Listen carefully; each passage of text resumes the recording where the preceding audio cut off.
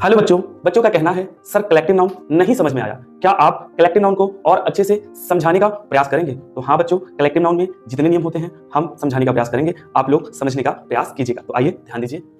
Collect का मतलब होता है इकट्ठा करना। कलेक्टिव दो शब्दों से मिलकर बना है, कलेक्ट प्लस एक्टिव। एक्टिव का मतलब होता है सक्रिय रहना, सक्रिय रहना नाउन नाम होता है। ठीक है, पहले हम इन्हें समझ लेते हैं। कलेक्टिव समूह वाचक नाम होगा। कहने का मतलब है जो कलेक्टिव होगा ये समूहवाचक नाम होगा, मतलब आप जब भी इसको बोलेंगे तो एक समूह की तरह बोलेंगे। ठीक है, ध्यान दीजिए।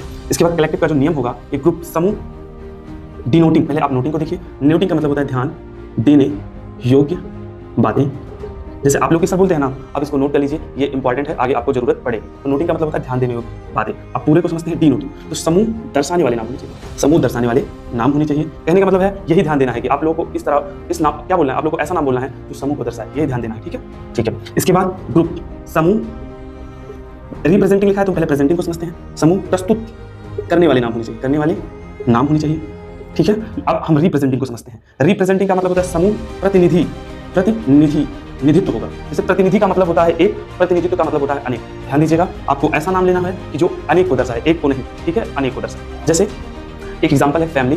फैमिली प्रतिनिधित्व करती है, कैसे? उसमें भाई होंगे, बहन होंगे, पापा होंगे, मम्मी होंगे, चाचा होंगे, चाची होंगे, ये सब प्रतिनिधि हैं और ये काम प्रतिनिधित्व का है, समूह दर्शाने वाले नाम। ठीक है, इस कलेक्टिव नाउन का जो इनिशियल लेटर होगा, इनिशियल मतलब पहला, लेटर का मतलब पहला अक्षर, कैपिटल स्मॉल। कैपिटल मतलब बड़ा, स्मॉल मतलब छोटा। देखिए कलेक्टिव नाउन में आप कैपिटल का भी प्रयोग कर सकते हैं, स्मॉल का भी कर सकते हैं, जहां जिस प्रकार जरूरत होगी हम कर देंगे। ठीक है, आइए ध्यान दीजिएगा।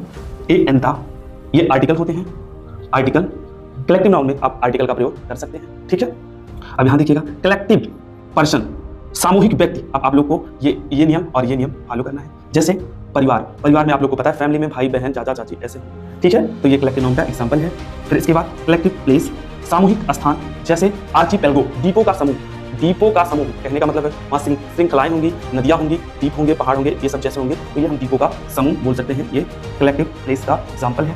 फिर ये सामूहिक वस्तु कलेक्टिव थिंग। ठीक है, कलेक्टिव वस्तु जैसे बंडल का मतलब होता है संग्रह करना। जैसे कोई आप बंडल बना रहे हैं तो उसमें प्लास्टिक रख लीजिए, उसके बाद कपड़ा रख लीजिए, ऐसे सब कुछ रख लीजिए, मतलब एक समूह बनाइए। तो कहने का मतलब है बंडल, या बंडल बनता है तो उसमें प्लास्टिक, ग्लास, कपड़ा, ये सब सभी थिंग रख लीजिए, हम बोल सकते हैं। ठीक है, कलेक्टिव।